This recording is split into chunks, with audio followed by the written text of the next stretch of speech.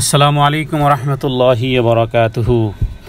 আলহামদুলিল্লাহি রাব্বিল আলামিন ওয়াল আকিবাতু লিল মুত্তাকিন নাবিয়িনা মুহাম্মাদিন ওয়া আলা আলিহি ওয়া আসহাবিহি আজমাইন ওয়া মান তাবিআহুম বিইহসানিন ইলা ইয়াউমিদ্দিন, আম্মা বা'দ।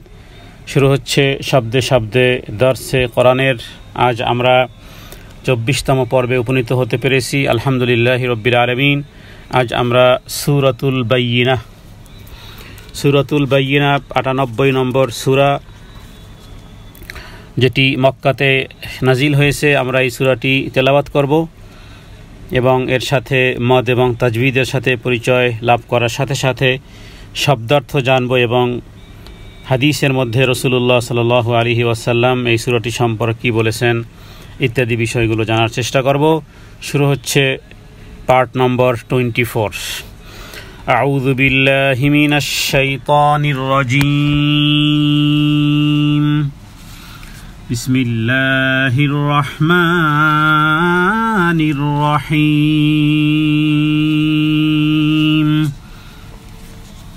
سورة البينة। বাইয়িন শব্দের অর্থ হলো প্রমাণ বা প্রমাণাদি। لم يكن الذين كفروا من أهل الكتاب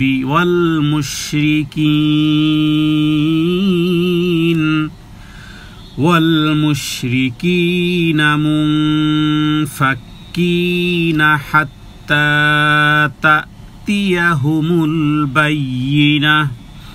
এই সূরাটির মধ্যে প্রথম আয়াতগুলো একটু লম্বা লম্বা করে, বাকি 3টি কায়দা বা 6টি কায়দা মোটামুটি বারবার একাধিকবার আসবে। আর তা হলো আলিফ সাকিন ডাইনে জবর, ইয়া সাকিন ডাইনে জের, ও সাকিন ডানে পেশ এবং খাড়া জবরের 3টি টান। এই 6টি কায়দা কিন্তু বারবার আসবে। অতএব আমরা সেই টানগুলো দীর্ঘায়িত করব শিক্ষার জন্য। বাকি এর বাইরে যে টানগুলো আছে সেগুলো যেন আমরা টান না দেই। তাহলে আয়াতের মধ্যে খেয়াল করুন, লাম ইয়াকুনিল্লাযীনা কাফারু, 2টি টান এবং একটি হলো ইয়া সাকিন ডানে জের আর কাফারু হলো ও সাকিন ডানে পেশের টান। মিন আহলিল কিতাবি, মাত্র একটি টান, মিন আহলিল কিতাবি, তার উপরে খাড়া জবর। ওয়াল মুশরিকিন, ইয়া সাকিন ডানে জেরের টান। মুনফাক্কিনা হাত্তা, মুন এটা একফা গুন্না, নুন সাকিনের পরে ফা এসেছে। নুন সাকিন এবং তানবিনের পরে একফার 15টি অক্ষরের একটি অক্ষর হলো ফা। অতএব আমরা এখানে বাংলা অনেশ্বরের মতন গুন্না করব। মুনফাক্কিনা, ইয়া সাকিন ডানে জের গুন্না এবং টান। হাত্তা খাড়া জবরের টান। তাতিয়াহুম, তাতিয়াহুম কোনো টান নেই, গুন্নাও নেই। তাতিয়াহুমুল বাইয়িনাহ। তাহলে লাম শব্দের অর্থ হলো না, অথবা লা শব্দের অর্থ হয় না, আবার কোথাও কোথাও মা শব্দের অর্থ হয় না। তার মানে নিষেধাজ্ঞার বিষয়টি, যেমন আমরা পড়ি লা ইলাহা ইল্লাল্লাহ, তার এখানে লা হলো নফি, আরবিতে নফি বলা হয়, ইসবাত এবং নফি, ইতিবাচক নেতিবাচক অথবা নিষেধাজ্ঞা বুঝায়। তাহলে লা মানেও নিষেধাজ্ঞা, আবার লামের অর্থ নিষেধাজ্ঞা। তবে লার নিষেধাজ্ঞা লামের নিষেধাজ্ঞার মধ্যে পার্থক্য আছে। লা যে নিষেধাজ্ঞা করে, পরবর্তী যেই শব্দ থাকে এটাকে বলা হয় লায়ে নফি।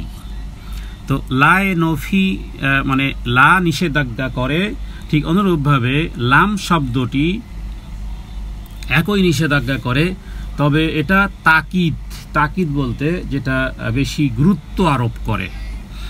যেমন লাম, অনুরূপভাবে লুন্না, অনুরূপভাবে লান্না ইত্যাদি, এগুলোর দ্বারা তাকিদ বোঝানো হয়, তার মানে গুরুত্ব আরোপ করা হয়।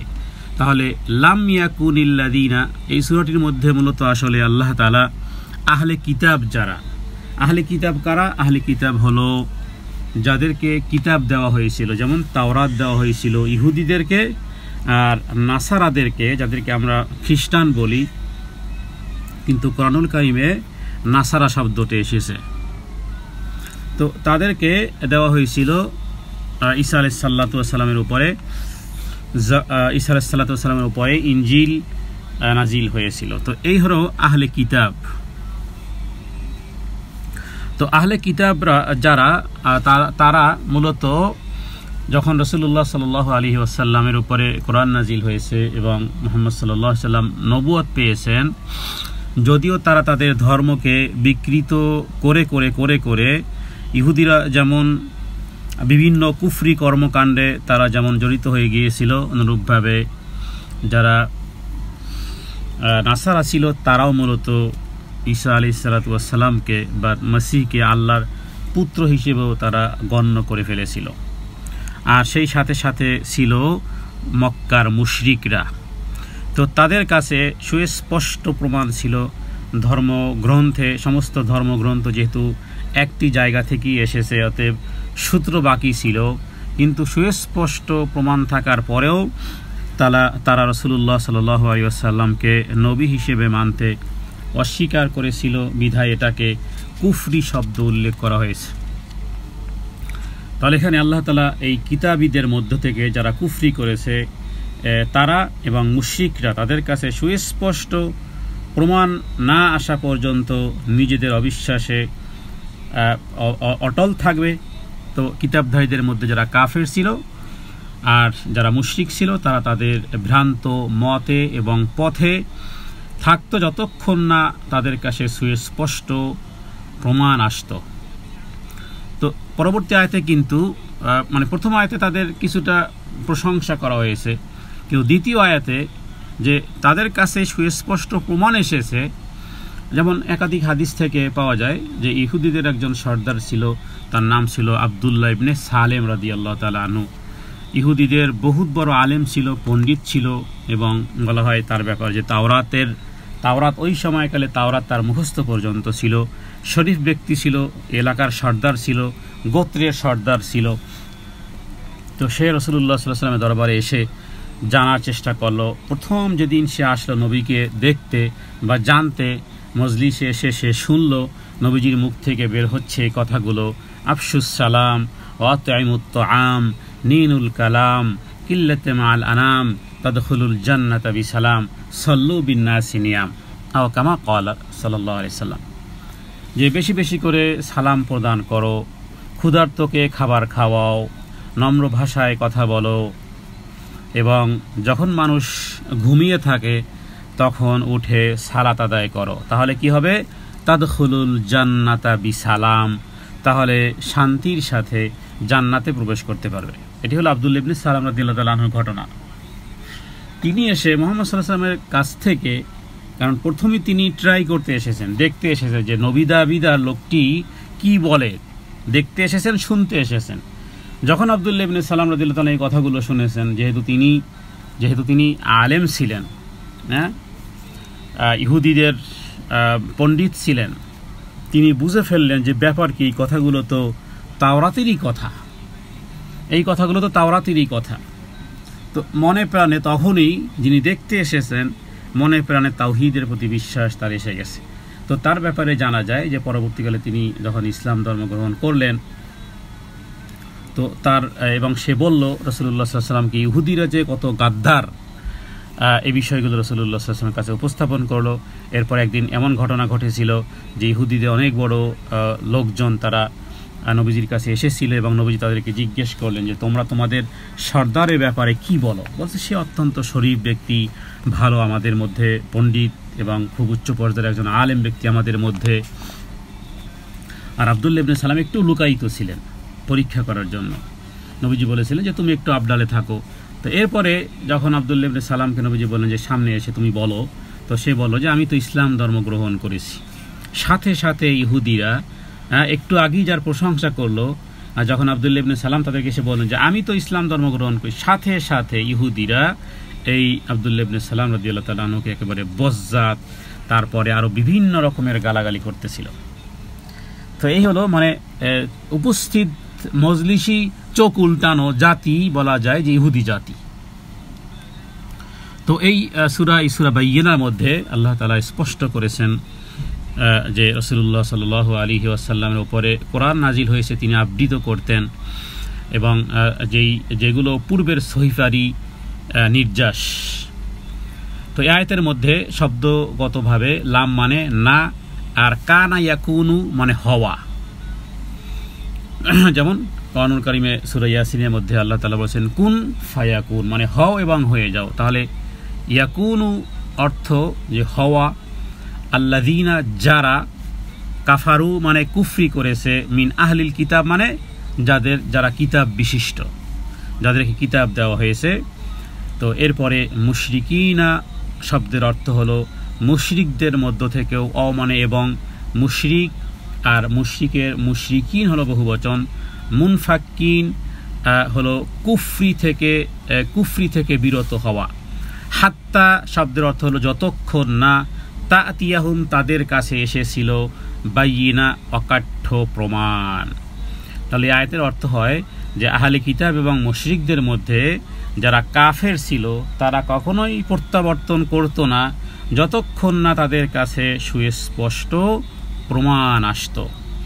দ্বিতীয় আয়াতে এবার আল্লাহ তাআলা সেই সুস্পষ্ট প্রমাণের কথা এভাবে করে উল্লেখ করেছেন, রাসূলুম মিনাল্লাহি ইয়াতলু সুহুফাম মুতাহহারা। রাসূলুম, এখানে সিন ওয়াও পেশ, সু ওয়াও সাকিন ডানে পেশ, আর লুম ওয়াজিব গুন্না, নুনের উপরে মিমের উপরে তাসদীদ হলে ওয়াজিব গুন্না করতে হয়। তাহলে রাসূলুম মিনাল্লাহি, এখানে লামের উপরে খাড়া জবর, ইয়াতলু ওয়াও সাকিন ডাইনে পেশ, সুহুফাম মুতাহহারা, এখানে শুধুমাত্র একটি ওয়াজিব গুন্না আছে, কোনো টান নেই। রাসূলুম মিনাল্লাহ ইয়াতলু সুহুফাম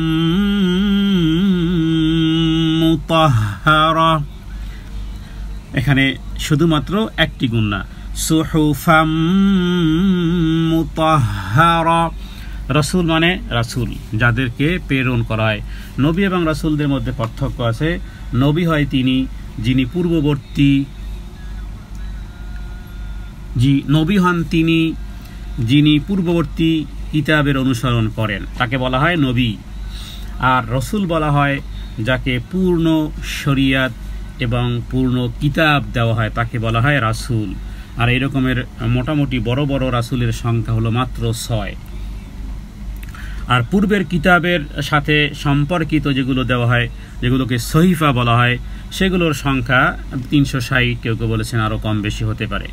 তাহলে নবী এবং রাসূলের মধ্যে আমরা পার্থক্য বুঝলাম। নবী বলা হয় তাকে যিনি পূর্ববর্তী শরীয়তের অনুকরণ করেন।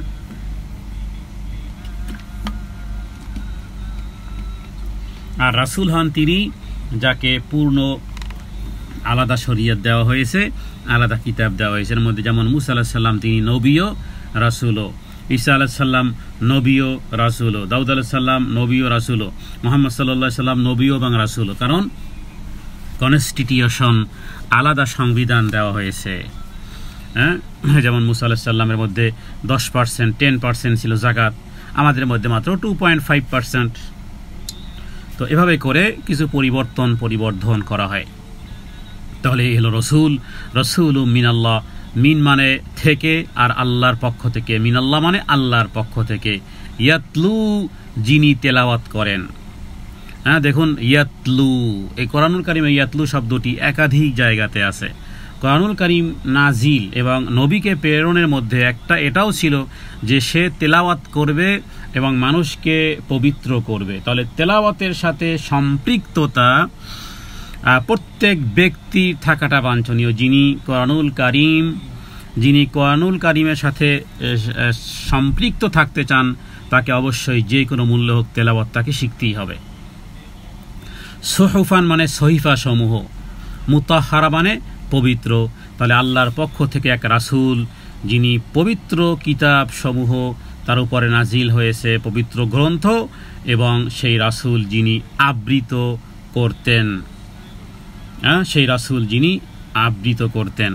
তৃতীয় আয়াত, ফিহা কুতুবুন কাইয়্যিমা। ফিহা, ফিহা এখানে ইয়া সাকিন ডানে জের আর হলো আলিফ সাকিন ডানে জবরের টান, তার মানে ফিহার মধ্যে দুটি টান। কুতুবুন কাইয়্যিমা, দেখুন টান এবং গুন্না যত বেশি করবেন অত আপনাদের তেলাওয়াত বিশুদ্ধ হবে, ভুল থেকে শুধরে যেতে পারবেন। যেখানে টান আছে বেশি করে টান দিবেন, যেখানে গুন্না আছে সেখানে বেশি করে গুন্না করবেন। তবুও সেই নিয়মের বাইরে যেন কোথাও একটু টান এবং গুন্নার যেন স্থায়িত্ব না হয়। তাহলে ফিহা দুটি টান পেলাম। কুতুবুন এখানে তানভিনের পরে একফার হরফ কফ পেয়েছি, যার কারণে এখানে কি হবে, একফা গুন্না হবে। একফা হরফ 15টি, তাসা, জিমদাল, জালজা, সিনশিন, সদ্দত, তোয়াজোয়া, ফা কফ কাফ। কেউ কেউ সুর করে, কারণ অনেক সময় সুরে সুরে শিখলে মনেও থাকে, তো সেই হিসেবে এভাবে পড়া যেতে পারে। তাও সাও জিমো দালো জালো জা, একসাথে এতটুকু, তাও সাও জিমো দালো জালো জা। এবার দ্বিতীয় শ্বাসে সিনো সিনো সদদত তোয়াও জোয়া, মানে আগেরটার সাথে পরেরটা একটু মিল। এরপরে ফাকফ কাফ হয়ে গেছে 15টি অক্ষর। নুন সাকিন তানবিনের পরে এর মধ্যে যে কোনো একটা আসলেই গুন্না করতে হবে। এখানে পাওয়া গেল তানবিন, পাওয়া গেল তানবিনের পরে পাওয়া গেল কফ। কুতুবুন কাইয়্যিমা, তাহলে এখানে এই আয়াতের মধ্যে মোট দুটি টান এবং একটি গুন্না। ফিহা কুতুবুন কাইয়্যিমা, ফি অর্থ হয় মধ্যে, হা মানে উহার, তার মধ্যে, উহার মধ্যে। এই হা মানে ওই যেই কিতাব নবীর উপরে এসেছে। কুতুবুন কিতাবের বহুবচন হলো কুতুব, মানে বিধান সমূহ বা বিধিবদ্ধ বিধান যেগুলো। কাইয়্যিমা শব্দের অর্থ হলো সঠিক বিধান, যাতে আছে সঠিক বিধান, সঠিক বিষয়বস্তু আছে। কোরআনুল কারীমের কোনো পরিবর্তন হবে না, এর মধ্যে কোনো ভুল নেই। ভুল তো দূরের কথা, সন্দেহেও তো দূরের কথা, সন্দেহের অবকাশও নেই। আল্লাহ তাআলা বলেছেন যালিকাল কিতাবু লা রাইবা ফীহি।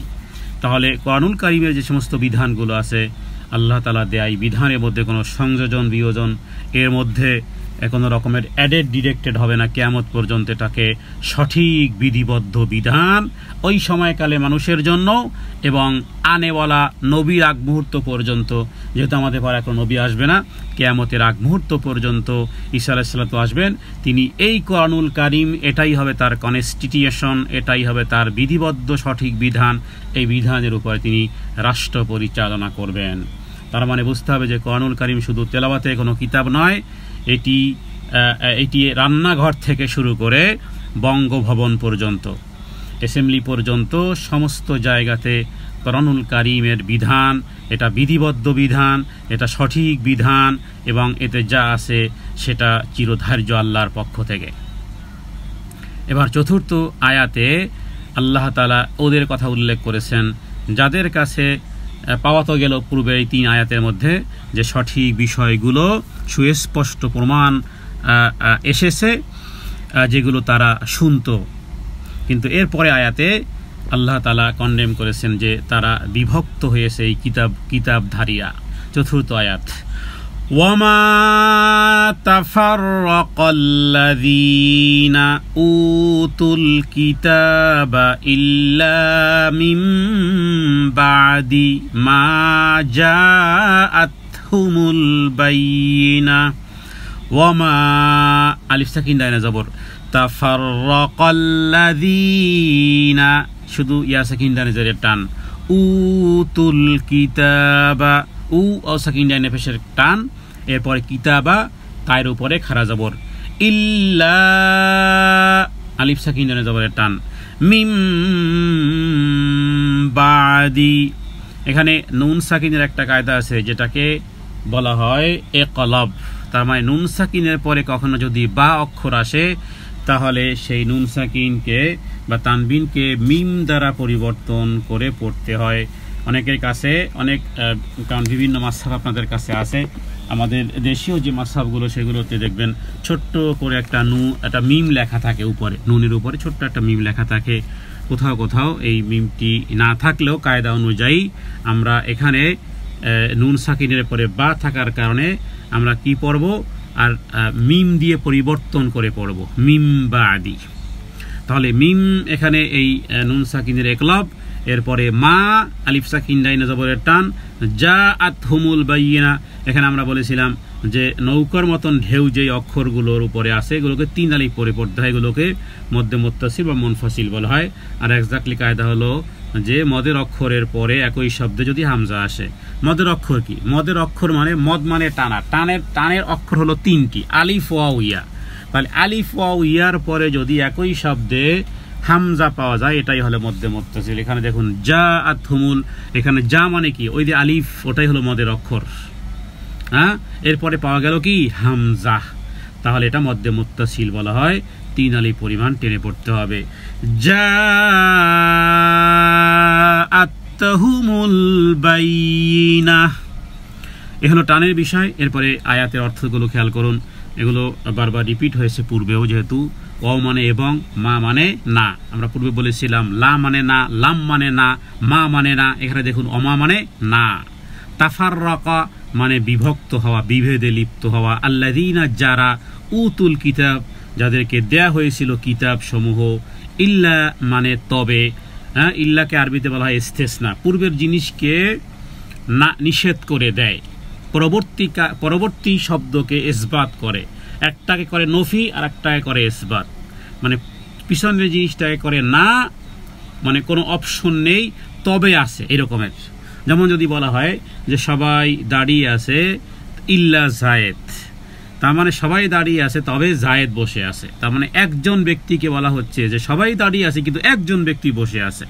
তো এই যে এটাকে বোঝানোর জন্য এভাবে করে ইল্লা বোঝানো হয়। যেমন লা ইলাহা ইল্লাল্লাহ, লা ইলাহা, কোনো পৃথিবীতে কোনো ধর্ম নেই, কোনো ধর্ম নেই, কোনো ইলাহ নেই, একমাত্র একটাই ধর্ম আছে বা একজনই ইলাহ আছেন, তিনি হলেন ইল্লাল্লাহ। তো ইল্লা এটাকে আরবিতে হরফে ইস্তেসনা বলে, খুব বেশি পাওয়ারফুল জিনিস, মানে কমপ্লিটলি আলাদা করে ফেলে।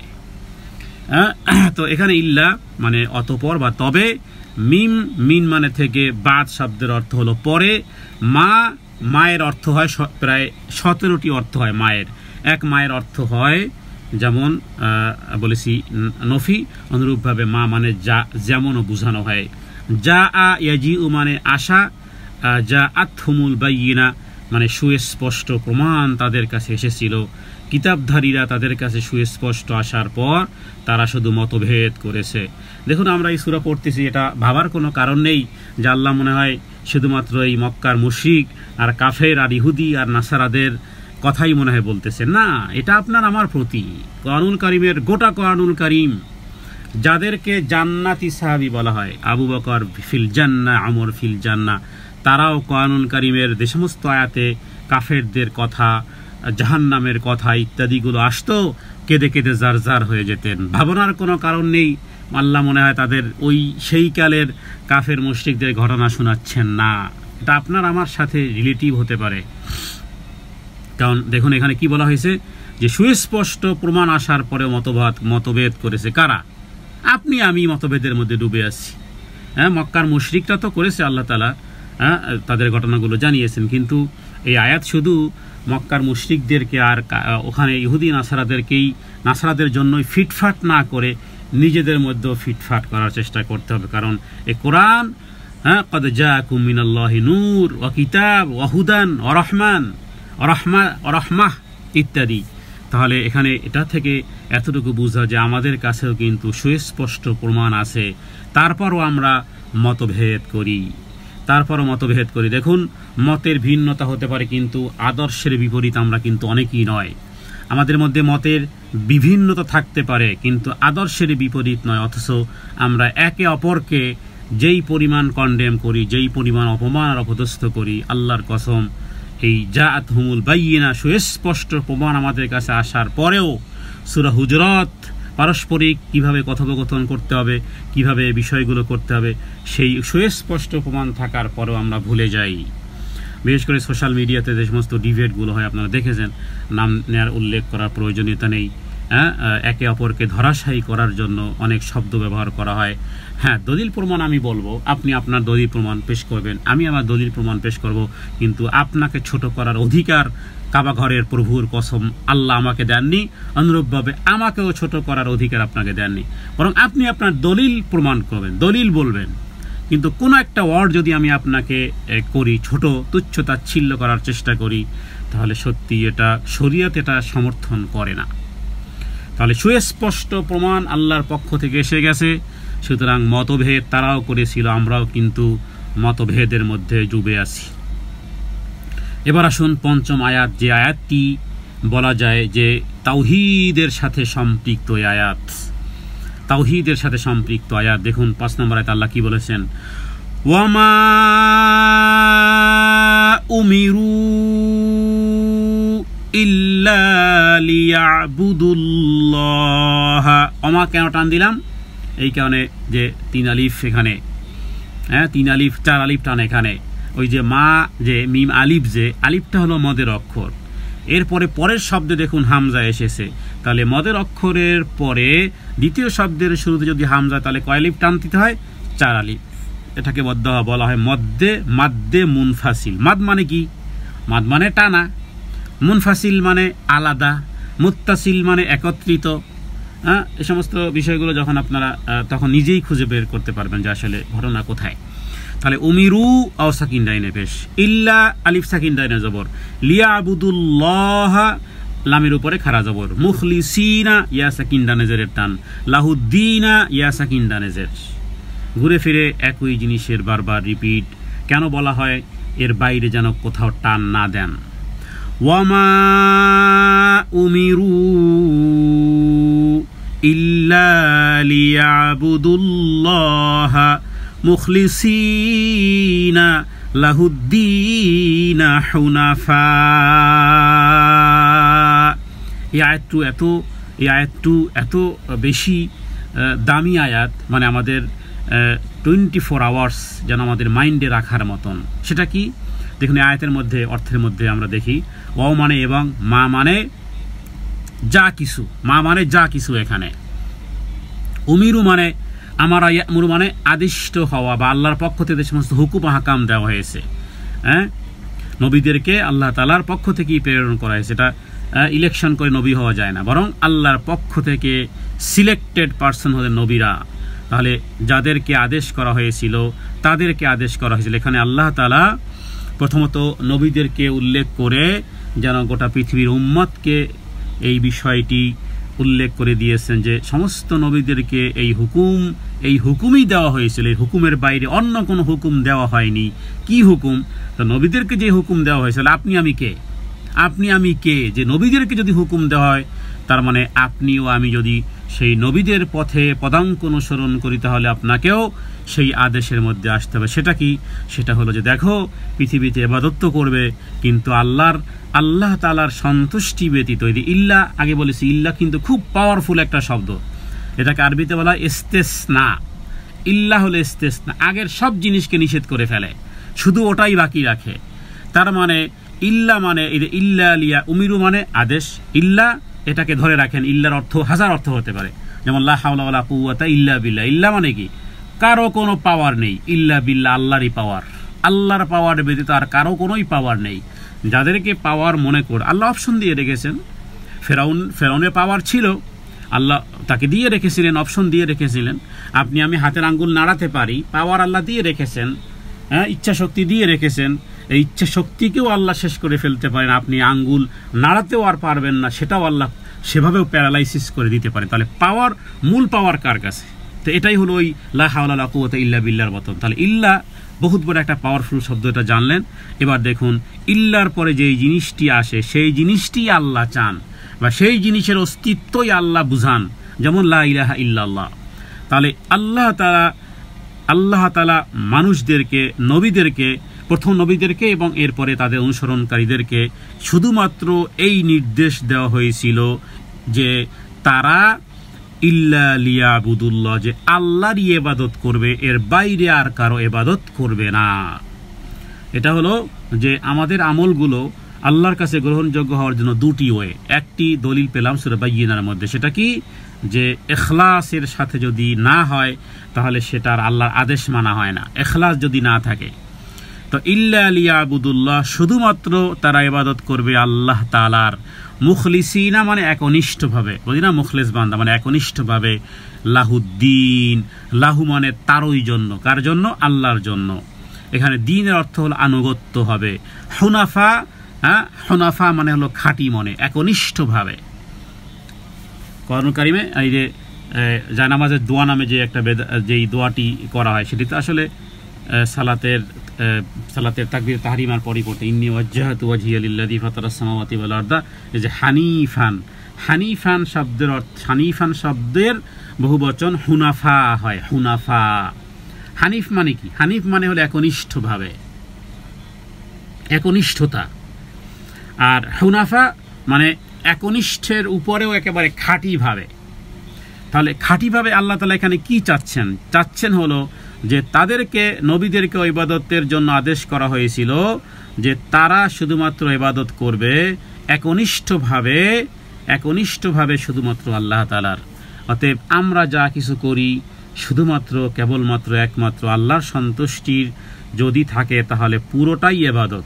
সেই যেই ফরম্যাটে করেন, দুনিয়ার ফরম্যাট হোক, আখেরাতের ফরম্যাট হোক। আর যদি এই ইল্লা লিয়াবুদুল্লাহ যদি না থাকে তাহলে সেটা একেবারে এক্স্যাক্টলি দ্বীনেরও যদি কাজ হয়, সেটা হতে পারে দান সদকা, সেটা হতে পারে জিহাদ, সেটা হতে পারে তালিম আর তাআল্লুম, সেটা হতে পারে তালিম আর তাআল্লুম। হযরত আবু হুরায়রা রাদিয়াল্লাহু তাআলা আনহু, কোন এক সাহাবী অনেক অনেক দূর থেকে এসেছিল, সরি সাহাবে তাবেঈ, সে আবু হুরায়রার সন্ধানে এসেছে, এসে দেখে যে এক ব্যক্তি হাদিস বর্ণনা করতে, সবাই তাকে ঘিরে ধরেছে। এরপরে তার সম্মান, তার ইজ্জত, রাসূলুল্লাহ দুনিয়া থেকে চলে গেছেন, তখন হযরত আবু হুরায়রা হাদিস বর্ণনা করে, হাজার হাজার মানুষ তার হাদিস শুনতেছে। তো এরপর জিজ্ঞেস করলো যে ভাই এই লোকটা কে? বললো এর নাম হলো আবু হুরায়রা। বলো আচ্ছা, যার কথা শুনেছি এতদিন সেই আবু হুরায়রা এই? আচ্ছা, মজলিস শেষ হলো। এরপরে আবু হুরায়রার কাছে সেই লোক নিকটবর্তী হলো, বলল দেখো আমি অনেক দূর থেকে এসেছি, আমি কিন্তু মদিনার কোনো লোক না। তো তোমার কাছে আমি একটা হাদিস, তুমি তো হাদিস দর্শ দাও, লক্ষ লক্ষ মানুষ তোমার এখান থেকে হাদিস শুনে, আমি তোমার কাছে একটা স্পেশাল হাদিস শুনতে চাই, যেই হাদিসটা তুমি রাসূলুল্লাহ সাল্লাল্লাহু আলাইহি সাল্লামের কাছে সবই শুনেছো, কিন্তু একেবারে খুব গভীরভাবে শুনেছো, খুব রিয়ালাইজ করেছো, খুব বেশি মনে রেখেছো এবং খুব বেশি স্মরণে রেখেছো। এমন কোনো হাদিস থাকলে, স্পেশাল কোনো হাদিস থাকলে আমাকে একটু বলবে। দেখুন প্রশ্ন কি। হযরত আবু হুরায়রা একথা শুনে বললেন যে হ্যাঁ, আমি তোমাকে একটা হাদিস শোনাবো। কিন্তু বলতে গিয়ে শোনাবো বলেই কাঁদা শুরু করলেন হযরত আবু হুরায়রা, কাঁদা শুরু করলেন। কোনো কোনো বর্ণনাতে পাওয়া যায় যে কেঁদে অস্থির, যে হায় হায়, যে চাইলাম একটা হাদিস শুনতে আর তুমি কেঁদে যার যার। বেহুশ হওয়ার উপক্রম হযরত আবু হুরায়রা। সে হাদিসটি কি?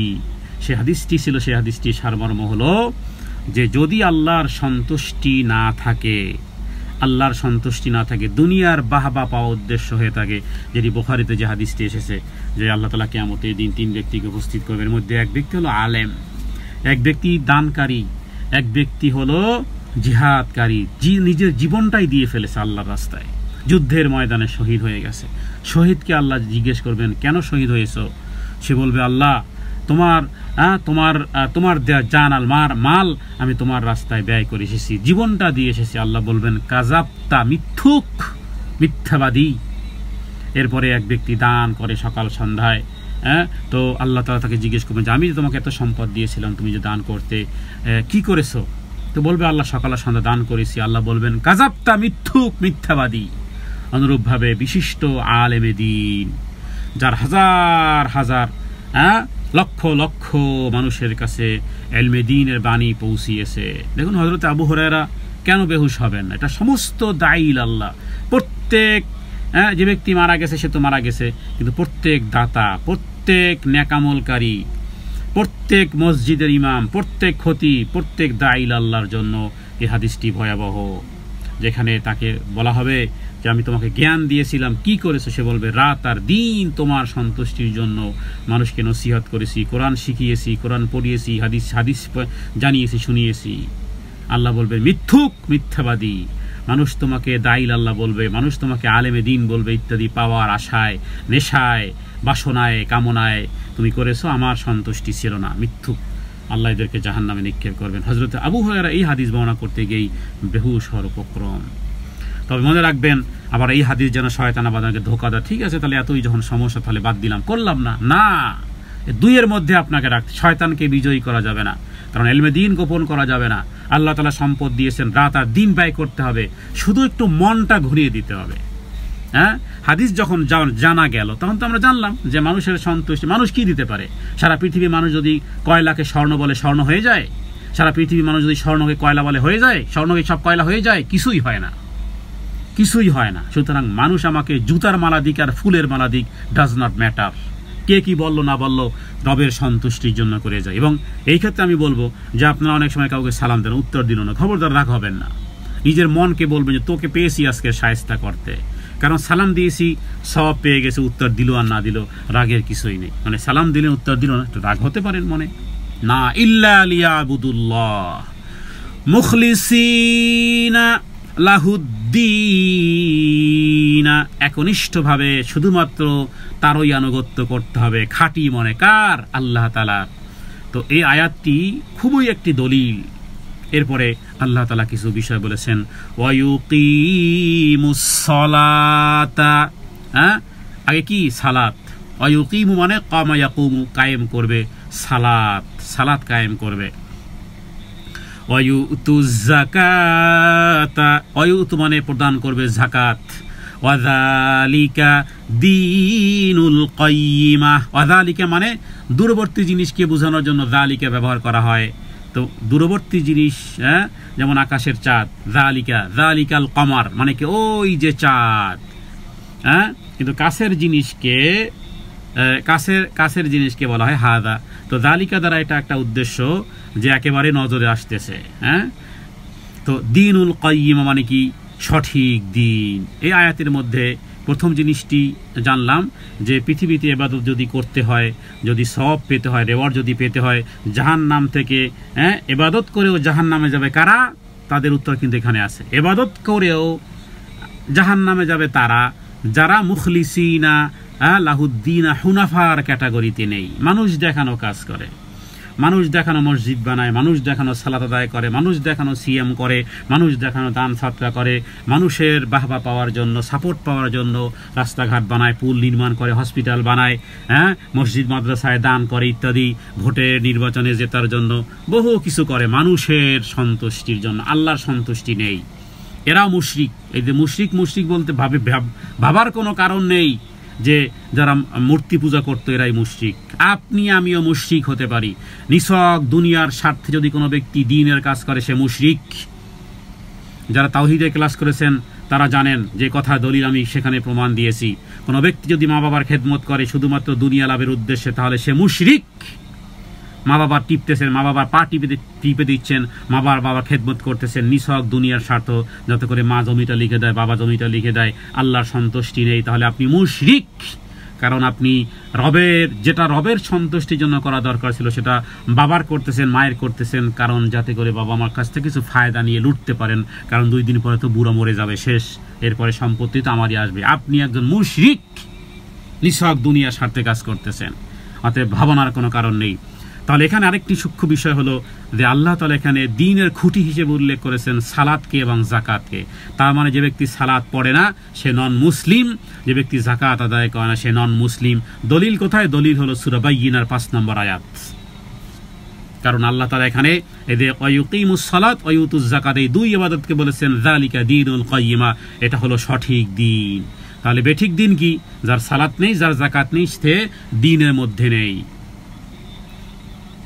তাহলে নামাজ কায়েম করা, যাকাত আদায় করা, এটা হযরত আবু বকর সিদ্দিক রাদিয়াল্লাহু তাআলা খুব ভালো করেই বুঝেছিলেন, বিধায় বলেছিলেন যে তারা যে উটের রশি দিত, সেই উটের রশিও যদি নবীজির সময়কালে দিত সেটাও যদি না দেয় আমি আবু বকর যুদ্ধ করব। হযরত ওমর বললেন, হে আবু বকর কি বলতেছেন? হ্যাঁ, সামান্য এই রশির জন্য যুদ্ধ করবেন, তারা তো সব করবে, শুধু জাকাত দিবে না। হযরত ওমরকে বুকে ধাক্কা মেরেছিলেন হযরত আবু বকর। নরম দিলের মানুষ, গরম হয়ে গেলে কিন্তু সমস্যা। হযরত ওমর বলেছেন যে আবু বকর আমাকে যে ধাক্কা দিয়েছে, আমি ধাক্কা খেয়ে বুঝে ফেলেছি যে যারা জাকাতকে এবং সালাতকে, যারা সালাত থেকে যারা জাকাতকে পৃথক করে, এরা যে নন মুসলিম। হযরত আবু বকরের ধাক্কা খেয়ে আমি ওমর বুঝে ফেলেছি। বলছে ঠিক আছে, ঠিক আছে, এবার যুদ্ধ হোক। তাহলে সব করবে, একেবারে সব টুইটুম্বই, কিন্তু জাকাত দিবে না। আপনি দেখেন আজকের বাংলাদেশে কত মানুষ জাকাত দেয়। হ্যাঁ, আরো 20 বছর আগের একটা গবেষণায় দেখেছি যে প্রায় 300 কোটি টাকা জাকাত আসে মানুষের। সেই টাকাগুলো যদি দিলে বাংলাদেশের গরিবতা, দারিদ্রতা সীমারেখার নিচে পড়তো না। তো সেটা যদি বহু পূর্বে হয়, তাহলে এখন তো কয়েক হাজার কোটি টাকা হবে মানুষের জাকাত। তো সেই টাকাগুলো যদি দেওয়া হতো, তাহলে আর এই দরিদ্র সীমার নিচে থাকতো না। তার মানে কি, সব করবে, জাকাত দিবে না। এরা দিনের গণ্ডি থেকে বের হয়ে আছে। আপনি কি ভেবেছেন, যতই কিছু আর যতই প্রোটোকল থাক না কেন, কভারিং দেখতে যতই সুন্দর হোক না কেন, এই সূরা বাইয়িনা প্রমাণ করেছে নামাজ সালাত আদায় করবেন যেভাবে, একেবারে টুইটুম্বুর ভাবে, একেবারে মেজারমেন্ট বরাবর রেখে, জাকাতকেও সেইভাবে আদায় যদি না করতে পারেন, তাহলে মনে রাখবেন দিনকে আপনি নষ্ট করেছেন। আউট। ডাইসের সাথে যদি না মিলে, সিরামিক দেখেন না, এই যে ঢাকার রাস্তার বাজারে ফুটপাতে পাওয়া যায় দামি দামি সিরামিক, কেন? ওটা ডাইসের সাথে মিলে নাই। ডাইসে একটু এদিক সেদিক হয়ে গেছে, সানটি এদিক সেদিক হয়েছে, সেটা এক্সপোর্টের জন্য সেটা প্রস্তুত হয় না, সেটা আউট। সেটা ওই ডাইসের সমস্যার কারণে সেটা ফুটপাতে বিক্রি হয়। তো এরকমের ভাবে দিনকে নষ্ট করেছেন। সালাত আছে একেবারে 100%, সব কিছু আছে। জাকাতের ক্ষেত্রে নম্বর পেয়েছেন আপনি 33-এর কম, আপনি ফেল, দিনকে আপনি নষ্ট করেছেন। সুতরাং এই সূরা বাইয়িনার এই 5ম আয়াতটি কিন্তু বহুত বড় একটা দলিল। এরপর আসতেছে, এবার দুটি ওয়ে সৃষ্টি হবে। একটা হলো যে আপনি কোন ওয়ে আছেন, কি বিভিন্ন ক্যাটাগরিতে ফেল হয়ে গেছেন কিনা। তাহলে আপনার যে কাতারটা হবে সেটা হবে মুশরিকিনদের কাতার হবে, কুফরিদের কাতার হবে, আহলে কিতাব যারা বিভ্রান্ত, যারা গজবপ্রাপ্ত, যারা অভিশাপপ্রাপ্ত, এদের দলে আপনার থাকবে। এবং ঠিকানা হবে ফি নারি জাহান্নামা খালিদিনা ফিহা, এবং উলাইকা হুম শাররুল বারিয়া, একেবারে পৃথিবীর নিকৃষ্টতম সৃষ্টির সাথে আপনার সম্পর্ক হয়ে যাবে, ঠিকানাটাও হয়ে যাবে। আর 7 নম্বর আয়াতের বিপরীত বলা হয়েছে। তার মানে এখন দুইটা ওয়ে সৃষ্টি হবে। দলিল পেলাম, এরপরে দলিল নিয়ে মতভেদ শুরু করে দিলাম। এরপরে জাকাত, এরপরে কি করলাম, যদি আমরা জাকাতকে এবং সালাতকে বরাবরও রাখি, কিন্তু ওই আয়াতের মধ্যে মুখলিসিন আলাহুদ্দিন হুনাফার ক্ষেত্রে কিন্তু নম্বর কম পাওয়ার সম্ভাবনা আছে। সদা সর্বদা 24 আওয়ার্স, এভরি ন্যানো সেকেন্ডকে যেটাকে তাজদীদ করতে হয়, যেটাকে আপডেট দিতে হয়, সেটার নাম হলো নিয়াত। আমি যা করতেছি আমার রবের সন্তুষ্টির জন্য করতেছি কিনা। এই নিয়াত 24 আওয়ার্সই নয়, আমি বলেছি ন্যানো সেকেন্ডও আপডেট যদি না দেন, তাহলে 5 নম্বর আয়াতে কিন্তু ধরা খাবেন। তার মানে লিয়াবুদুল্লাহ মুখলিসিন লাহুদ্দিন হুনাফা, খাঁটি মনে একনিষ্ঠভাবে আল্লাহর ইবাদতের ফিল্টারে যায় নাই, শেষ। এরপরে যদি জাকাত নিয়ে যদি কোনো রকমের এদিক সেদিক হয়ে থাকে, তাহলে দিনকেই আপনি নষ্ট করে ফেলেছেন। যদি আল্লাহ মাফ করুক, দুনিয়ার জীবদ্দশায় সংশোধন করার সুযোগ আছে। সংশোধনটা যদি দুনিয়ার জীবদ্দশায় মৃত্যুর আগে যদি না করতে পারেন, তাহলে দেখুন এক শ্রেণীর কথা এরপরে 6 নম্বর আয়াতে আল্লাহ উল্লেখ করেছেন। কি সেটা শুনুন। ইন্নাল্লাযীনা কাফারু মিন আহলিল কিতাবি ওয়াল মুশরিকিনা ফি নারি জাহান্নামা খালিদিনা ফিহা উলাইকা হুম শাররুল বারিয়া। প্রত্যেকটা আয়াত থেকে আমাদের শিক্ষণীয় আছে। প্রত্যেকটা আয়াত যেন আমাকে কিছু বলতেছে, আমাকেও কিছু ফিডব্যাক দিতে হবে। তাহলে এখানে ইন্না মানে নিশ্চয়ই, আল্লাযীনা যারা কুফরি করেছে। এই কুফরি বলতে শুধু কাফেরদেরকেই মিন নয়, বরং আপনার আমার মাধ্যমেও কুফরি হয়ে যেতে পারে। সূরা ইউসুফের 106 নম্বর আয়াতে আল্লাহ বলেছেন যে অধিকাংশ মুমিন আছে যারা মুশরিক। ওমা ইউমিনু আকসারুহুম বিল্লাহি ইল্লা ওয়া হুম মুশরিকুন। আমি তো উদাহরণই দিলাম যে বাবা মার খেদমত করতেছেন আল্লাহর সন্তুষ্টিতে, শুধু বাবা মার সন্তুষ্টি, আপনি মুশরিক। অতএব সাবধান, অ্যালার্ট হন। আল্লাহ মাফ করেও যদি দুনিয়া থেকে চলে যান এই রকমের কোনো ভ্রান্ত মতবাদ নিয়ে, দিনের শিক্ষা না থাকলে তাই করবেন। দ্বীনের শিক্ষা না থাকলে দেখবেন তাই হয়। অধিকাংশ ব্যক্তিবর্গ, যে সমস্ত বাবা মারা একটু রিচ, একটু ধনী, ছেলেমেয়েরা দেখা যায় যে আসলেই তারা আল্লাহর সন্তুষ্টি থাকে না, শুধুমাত্র মায়ের বাবার খেদমত করে। কখন কখন কখন মারা যাবে, মারা গেলেই সম্পত্তির মালিক হবে। কেউ কেউ তো দুনিয়ার জীবদ্দশাতেই এমনও দেখেছে, অসুস্থ মাকে ধরে নিয়ে গেছে, কাগজপত্র একবারে সবকিছু রেডি করে টিপসই ওই ফাঁকি নিয়ে নিয়েছে। সেই বৃদ্ধা মা জানেও না যে কখন টিপসই নিয়ে ফেলেছে, জীবদ্দশাতেই সব ট্রান্সফার হয়ে গেছে। জায়গা জমির ক্ষেত্রে এই ভায়োলেশন মুসলিম ঘরে ঘরে পরিবারে পরিবারে কোথায় কোথায় হবে, কি হবে ঠিকানা আল্লাহই ভালো জানেন। ফি নারি জাহান্নামা, ফি মানে মধ্যে, নার মানে আগুন, জাহান্নাম মানে জাহান্নাম, খালিদিনা মানে চিরদিন, খালিদিনা চিরদিন, ফিহা তার মধ্যে থাকবে, এরা সেখানেই থাকবে। উলাইকা ওই সমস্ত লোক, হুম মানে তারা, শাররুল বারিয়া পৃথিবীর সৃষ্টির মধ্যে অধম। পৃথিবীর সৃষ্টির মধ্যে অধম কেন? যে ওয়ে ছিল, এক্সিট ওয়ে ছিল, তারপরে সে এক্সিট ওয়ে আসলো না, তাহলে এটা সর্বোত্তম নিকৃষ্ট সৃষ্টির মধ্যে এরা অধম। এরা থাকবে জাহান্নামের আগুনে স্থায়ীভাবে, ওরাই হলো নিকৃষ্ট সৃষ্টির অধম। তাহলে এই আয়াত থেকে কি বুঝলাম? যে যাদের কাছে দলিল এসেছে, আমাদের কাছে দলিল আছে, ইসলাম একটা পরিপূর্ণ জীবন বিধান, কমপ্লিট একটা জীবন বিধান আমাদের মধ্যে। সালাত আদায় করেন যেই রাসূলের তরিকায়, জায়গা জমি ভাগ করবেন ওই রাসূলের তরিকায়, বাজারঘাট করবেন ওই রাসূলের তরিকায়, বিবাহ শাদী করবেন ওই রাসূলের তরিকায়। যেই রাসূলের তরিকায় সালাত আদায় করেন সেই রাসূলের তরিকায় আপনার জীবন সাজাবেন, লাইফ স্টাইল হবে রাসূলের তরিকায়। কিন্তু আমরা নামাজ যদিও রাসূলের তরিকায় পড়ি, কিন্তু লাইফ স্টাইল কিন্তু রাসূলের তরিকায় আমরা হয় না। অতএব হুঁশিয়ার, সাবধান। সূরা বাইয়িনা দলিলাদিল্লার প্রমাণাদির হুঁশিয়ার, সাবধান ফর এভরি পারসন। তাহলে এখানে একটি ওয়ে পেলাম। এরপরে দ্বিতীয় আরেকটি সপ্তম আয়াতে আল্লাহ তাআলা সুসংবাদ দিয়েছেন তাদেরকে, যাদের কাছে দলিলাদিল্লা এসেছে, হুমুল বাই সুহফা মুতাহারা এসেছে, কুতুবুন কাইয়্যিমা এসেছে, দলিলাদিল্লা এসেছে, তারা সেটাকে মতভেদ করেনি। এরপরে তাফাররাকাল্লাযিনা এভাবে করেনি, যে যা কিছু এসেছে আল্লাহর পক্ষ থেকে সেটাকে গ্রহণ করেছে এবং দুনিয়ার জীবদ্দশায় যাই করেছে মুখলিসিনা লাহুদ্দীন হুনাফার ক্যাটাগরিতে করেছে, সালাত আর যাকাতকে কন্টিনিউ রেখেছে, দ্বীনকে মজবুত রেখেছে। এদের কথা আল্লাহ তাআলা এই আয়াতের মধ্যে বলেছেন, ইন্নাল্লাযীনা আমানু ওয়া আমিলুস সলিহাতি উলাইকা হুম খায়রুল বারিয়াহ। ইন্না নিশ্চয়, আল্লাযীনা যারা ঈমান এনেছে, আমানু ঈমান এনেছে, ও আমিলুস সলিহাতি এবং সৎকর্ম সম্পাদন করে, উলাইকা তারা হলো ওই সমস্ত লোক, হুম মানে তারা, খাইর মানে সেরা, বারিয়া মানে সৃষ্টির মধ্যে সেরা কারা? যদি এই প্রশ্ন হয় তাহলে উত্তর আসবে সূরা বাইয়িনার 7 নম্বর আয়াত। সৃষ্টির মধ্যে সেরা, ভিআইপি পারসন কারা? ফার্স্ট ক্যাটাগরির লোক কারা? এরা টাকা পয়সা আছে, বিএমডব্লিউ আছে, বিশাল কিছু আছে, না এরা না।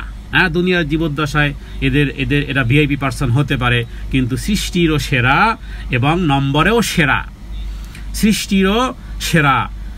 আল্লাহ এবং আল্লাহ রাসূলের কাছে যারা সেরা তারা হলো এই যে ক্যাটাগরি। নিশ্চয়ই যারা ঈমান এনেছে, সৎকর্ম করেছে, তারা হলো সৃষ্টির সর্বোৎকৃষ্ট, সৃষ্টির উত্তম, আহসান, তারা হলো সৃষ্টির সেরা। আল্লাহ যেন আমাদেরকে সৃষ্টির সেরা বানিয়ে দেন, আল্লাহ যেন আমাদেরকে সৃষ্টির সেরা বানিয়ে দেন। আর যারা নিকৃষ্ট, সৃষ্টির মধ্যে যারা নিকৃষ্ট, যারা অধম, যাদের কাছে কিতাবাদি প্রমাণাদিল্লা আসার পরও অন্ধ অনুসরণ করে, অন্ধ হুজুরের অনুসরণ করে, অন্ধ ব্যক্তির পূজা করে, অন্ধ ব্যক্তিকে অনুসরণ করে। আপনি পীর ধরেছেন, পীর যা বলে সেটাই আপনি মেনে নিয়েছেন, আপনি অন্ধ পূজারী। আপনি ইমামের নামে যা খুশি তাই করতেছেন। কিতাব একটা পেয়েছেন, দলিলাদিল্লা ঠিক আছে কিনা সেগুলো কোনো বিচার নাই, নাম দিচ্ছেন ইমাম আবু হানিফা, নাম দিচ্ছেন। ইমাম আবু হানিফা আল্লাহর কসম কিয়ামতের দিন আপনার রেসপন্সিবিলিটি সে গ্রহণ করবে না, সে তো বলেনি আপনাকে অনুসরণ করতে। আমরা তাদের মহামতি ইমামদেরকে সম্মান করি, তারা আমাদের চোখের পুতুলি বলা যেতে পারে, কিন্তু তার অর্থ এটা নয় যে অন্ধ অনুসরণ করব। অন্ধ অনুসরণ তো আবু বকর ওমরকেই করি না, এটা হলো ইমানের লেয়ার, এটা ইমানের লেয়ার। এখান থেকে শিখে নেন, আবু বকর আর ওমর কি আমরা অন্ধ অনুসরণ করি, অথচ আবু বকর ফিল জান্নাহ ওমর ফিল জান্নাহ।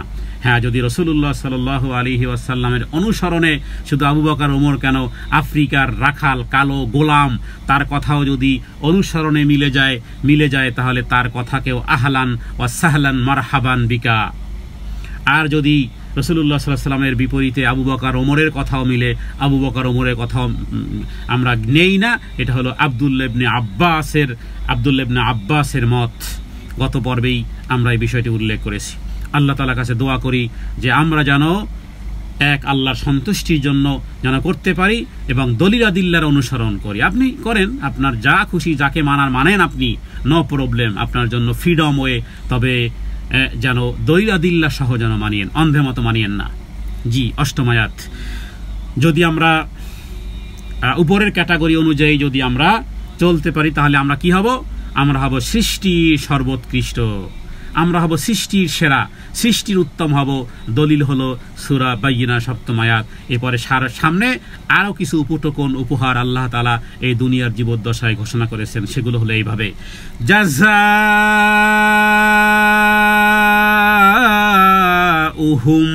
তাদের পুরস্কার এসে গেছে। জাযা মানে কি? প্রতিদান, প্রতিফল। উহুম, তাদের, কাদের? এই যে পূর্বে যাদের কথা বলা হয়েছে। ইনদা মানে এখানে ইনদা, এখানে একফা গুন্না, নুন সাকিনের পরে দাল এসেছে। ইনদা রব্বিহিম, তাদের রবের কাছে পুরস্কার এসে গেছে। কি রবের কাছে পুরস্কার? কি রব একটা জায়গা বানিয়েছেন যেটা তার সন্তুষ্টির ভরপুর। প্রতিটি ইঞ্চি ইঞ্চি যেখানে আল্লাহর সন্তুষ্টি আছে, যেখানে রব যাদের প্রতি সন্তুষ্ট হয়েছেন তাদেরকে ইন্টার হওয়ার সুযোগ দিবেন। এটা কোনো বৌভাত না, হ্যাঁ, পছন্দ অপছন্দ শত্রু মিত্র সবাই খেয়ে গেল না, একেবারে স্পেশাল ভিআইপি পারসন যাদের জন্য বিশেষ আসন নামা থাকবে, একেবারে কাছের লোক। তো আল্লাহ তাআলার সন্তুষ্টি সেই জায়গাটার নাম হলো জান্নাত। নবীজি বলেছেন আল্লাহ তাআলার কাছে একটা জিনিস আছে দামি দামি। দেখুন, আপনার আমার কাছে দামি না, দামি কার কাছে? আলা ইন্না সিলাতাল্লাহিল গালিয়া, আলা ইন্না সিলাতাল, নবীজি বারবার রিপিট করেছেন শব্দ। আলা মানে কি? অ্যালার্ট হও, সাবধান হও, বা আলা মানে জেনে নাও। ইন্না ইনদাল্লাহি, যে আল্লাহ তাআলার কাছে সিলাতাল্লাহিল গালিয়া, মানে আল্লাহ তাআলার কাছে দামি একটা জিনিস আছে, দামি একটা জিনিস আছে, দামি একটা জিনিস আছে। নবীজি বারবার বলার পরে বলেছেন সেটা হলো জান্নাত, সেটা হলো জান্নাহ। সেই জান্নাতের কথা আল্লাহ বলতেছেন ইনদা রাব্বিহিম জান্নাতু আদনিন তাজরি মিন তাহতিহাল আনহার, তাদের পুরস্কার হলো তাদের রবের কাছে জান্নাত, মানে জান্নাত। আদন শব্দের অর্থ চিরস্থায়ী। আপনাকে যদি কোনো একটা ভালো একটা জায়গাতে দেওয়া, যদি বলা 10 বছর থাকবেন, আপনি এখনই টেনশন করবেন, হায় হায় রে 10 বছর যদি শেষ হয়ে যাবে, সেদিন কি হবে, সেদিন কোথায় যাব আমি। যদি বলা হয় যে আপনার এই বাড়িটা 50 বছর পরে ভেঙ্গে ফেলা হবে, আপনি এখনই টেনশন করবেন। যদিও 50 বছর আমরা বাঁচবো না, কিন্তু টেনশনটা মাথায় আসবে যে হায় হায় 50 বছর পরে নোটিশ দিয়ে ফেলেছে যে অমুক দিন কিন্তু এই বাড়িটাকে বোলডুজার দিয়ে ভেঙ্গে ফেলা হবে, আপনি বেঁচে থাকলে আউট, ঘর থেকে আউট হতে হবে, টেনশন থাকবে। আল্লাহ আগেই টেনশন মুক্ত করেছেন, বলেছেন না, জান্নাতে যে ইন্টার হবে আর কোনোদিন তাকে ওখান থেকে বের করা হবে না, আদন, চিরস্থায়ী হবে। এরপরে ক্যাটাগরি উল্লেখ করা হয়েছে তাজিরি, তাজরি মিন তাহতিহাল আনহার। তাজরি মানে প্রবাহিত হয়, ঝর্ণা বহে তার তলদেশ দিয়ে। এমন জান্নাত যার তলদেশ দিয়ে ঝর্ণা ধারা। এই কোনো নোংরা পানির কোনো ঝর্ণা ধারা না, এটা কোনো বুড়িগঙ্গার ঝর্ণা ধারা না, বরং সেই ঝর্ণা ধারা সুবহানাল্লাহ, আল্লাহ তাআলা সূরা মুহাম্মাদের মধ্যে উল্লেখ করেছেন। সেই ঝর্ণা দ্বারা, কিসের ঝর্ণা দ্বারা? খালিদিনা, চিরস্থায়ী হবে, ফিহা, তার মধ্যে, আবাদান, আবাদান। আবাদান শব্দটি হল আবাদুল আবাদ, যার শুরু আছে শেষ নেই। এরপরে আরেকটি উপহার, এটা যারা বুঝবে তারা সত্যি যে আমি আমার রবের সন্তুষ্টির মধ্যে আছি। এক হলো যে খাচ্ছি নিচ্ছি করতেছি, কিন্তু রবের সন্তুষ্টি নেই, মালিকের সন্তুষ্টি। আর হলো না, মালিকের সন্তুষ্টি। রাদিয়াল্লাহু আনহুম ওয়া রাদু আন। রাদিয়াল্লাহ মানে আল্লাহ সন্তুষ্ট হয়েছেন আনহুম তাদের প্রতি, অরাদু আনহু এবং তারাও রবের প্রতি সন্তুষ্ট হয়েছে।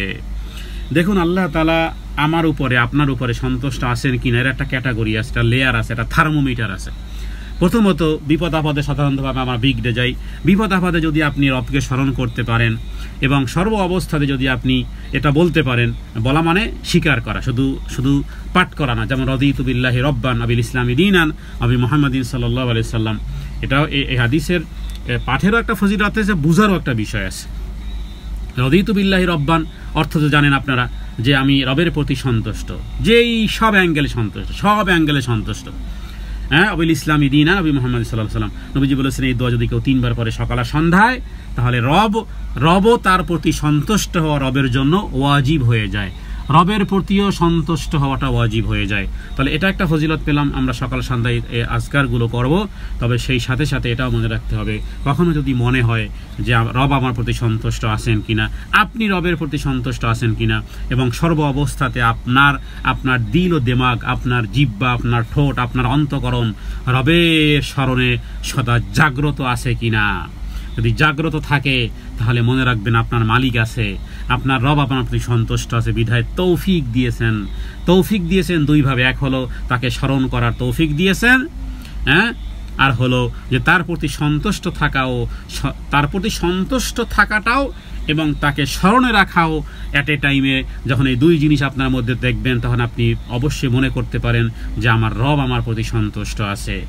হ্যাঁ, আল্লাহুম্মা আইন্নি আলা যিকরিকা ওয়া শুকরিকা ওয়া হুসনি ইবাদাতিক, এই দোয়ার যেটা বললাম বাংলাতে এতক্ষণ, এটাই ঈদের দোয়া। এটা মুআজ বিন জাবাল রাদিয়াল্লাহু তাআলা আনহুকে নবীজি শিখিয়েছিলেন, বলেছেন হে মুআজ তোমাকে ভালোবাসি, হে মুআজ। এই কথা প্রত্যেক সালাতের পরে বলবে। অনেকেই আমরা দোয়া কালাম পড়ি কিন্তু অর্থ জানেন না। আমরা ইনশাআল্লাহ চেষ্টা করব যে হাদিসে বর্ণিত যে সমস্ত দোয়াগুলো, জিকির আজকারগুলো, তাসবিহ তাহলিলগুলো আছে, সেগুলো আমরা খুব বেশি এক্সপ্লেইন করব, অর্থ সহ আমরা সেগুলো পড়ব। আমরাই শুরু করবো ইনশাআল্লাহ। আমরা শব্দে দর্শে কোরআন সপ্তাহে 1 দিন হতে পারে আমরা ওই জাতীয় তাসবিহ তাহলিলগুলো শুধু অনেক বোনেরা মুখস্থ করেন, অনেক ভাইরা মুখস্থ করেন, কিন্তু জানেন না, অর্থ জানেন না। লা ইলাহা ইল্লাল্লাহ অর্থই অনেকে জানেন না। সূরা ফাতিহার তো কোরআনুল কারীম যেহেতু এটা রেকর্ডিং শুনে জানতে পারবেন, কিন্তু তাসবিহ তাহলিলের অর্থ অনেকেই জানেন না, যেগুলো আমরা সকাল সন্ধ্যা জিকির আজকারগুলো করি ইনশাআল্লাহ। তাহলে এখানে বিষয়টি হলো যে আমরা রবের প্রতি সন্তুষ্ট আছি, রবও আমাদের প্রতি সন্তুষ্ট আছে কিনা দেখার একটা লেয়ার বললাম, কি যে 24 আওয়ার্স আপনি রবের প্রতি সমস্ত অ্যাঙ্গেলে সন্তুষ্ট আছেন কিনা এবং রবের স্মরণে আছেন কিনা। এটাও একটা রবের সন্তুষ্টি, যে আপনাকে আমাকে আমাদের জিহ্বাকে আল্লাহর স্মরণের দ্বারা তরুতাজা রাখতে পারতেছি, সেটা হবে অরাদু আনহু। এরপরে যালিকা লিমান খাশিয়া রব্বা, যালিকা এটা তার জন্য যে তার রবকে ভয় করে। এটা একটা টার্ম অ্যান্ড কন্ডিশন বলা যেতে পারে। এটা কাদের জন্য? হ্যাঁ, নবীজি বলেছেন আদ-দীনুন নাসিহা, দিন হলো উপদেশ। কার জন্য? সবার জন্য দিন কি নসিহত নাকি? না, সবার জন্য দিন নসিহত হয় না, সবাই উপদেশ গ্রহণ করে না। উপদেশ তো তারাই গ্রহণ করে। আল্লাহ তাআলা সূরা যারিয়াতের মধ্যে বলেছে, হে নবী উপদেশ দিতে থাকুন, ওয়াযাক্কির ফাইন্না যিকরা তানফাউল মুমিনিন, উপদেশ দিতে থাকুন, উপদেশ মুমিনদের বড় কাজে লাগে, মুমিনদের উপকার বয়ে নিয়ে আসে। তানফাউল মুমিনিন ক্যাটাগরি রয়েছে, মুমিনিনদের জন্য উপকার বয়ে নিয়ে, সবার জন্য কিন্তু উপকারী হয় না। সেজন্য লিমান খাশিয়া রব্বা, যে তার রবকে ভয় করে। আমরা রবের কাছে দোয়া করি, হে আল্লাহ 24 আওয়ার্স সদা সর্বদা, শয়নে স্বপনে, দিনে আর রাতে, গোপন অন্ধকারে আর দিনের প্রকাশ্য আলোতে, হে রব তোমাকে যেন সত্যিকার অর্থে ওইভাবে ভয় করতে পারি যেভাবে তুমি ভয় বান্দার কাছ থেকে আশা করো। হে রব তোমাকে যেন ভয় করতে পারি, মহব্বত যেন করতে পারি। হে রব আমাদের এই ছোট্ট বক্ষে, ছোট্ট হৃদয়ে তোমার প্রতি ভালোবাসা এবং তোমার প্রতি ভয় এবং তোমার প্রতি ভালোবাসা, মহব্বত আমাদের হৃদয়ে আল্লাহ গ্রথিত করে দাও। শয়তানের ওয়াসওয়াসা থেকে আল্লাহ হেফাজত করো। হে আল্লাহ সূরা বাইয়িনার মধ্যে যে সমস্ত বিষয়গুলো তুমি মাতলুব করেছো, রিকমেন্ড করেছো, আল্লাহ সেগুলো যেন দিতে পারি।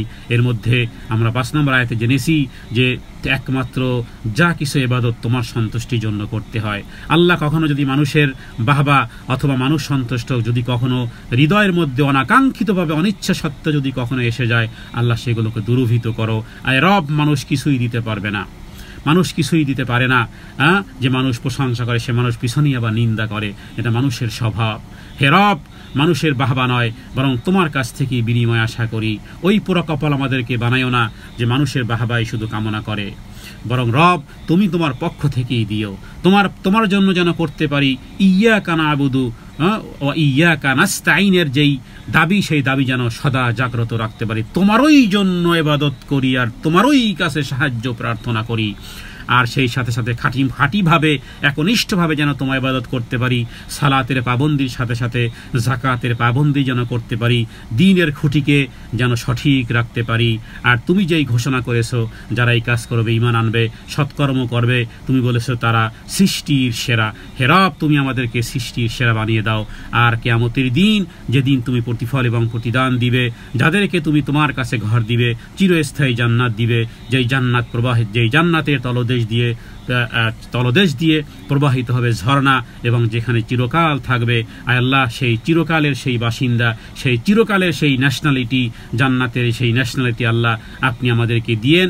মৃত্যুর আগ মুহূর্ত পর্যন্ত জান্নাতি আমল করেই, জান্নাতি আমলের সাথেই যেন আমাদের খাতেমা বিল খায়ের হয়, এবং তোমার সন্তুষ্টি নিয়ে যেন দুনিয়াতে চলতে পারি, এবং তোমাকে তোমার ভয় হৃদয়ে জাগ্রত রেখে তোমার সন্তুষ্টির জান্নাতে যেন ইন্টার হতে পারি, এবং নবীয়িন, সিদ্দিকিন, শুহাদা, সালিহিনদের সাথেই রাখিও। হে আল্লাহ আপনি আমাদের দোয়াকে কবুল করিও। হাদা মিন্নি ওয়াল ইলমু ইনদাল্লাহ। আল্লাহু আ'লামু বিস-সাওয়াব। ওয়া সাল্লাল্লাহু আলা সাইয়্যিদিনা মুহাম্মাদিন নাবিয়্যিল উম্মি ওয়া আলিহি ওয়া সাল্লাম। আসসালামু আলাইকুম ওয়া রাহমাতুল্লাহি ওয়া বারাকাতুহু।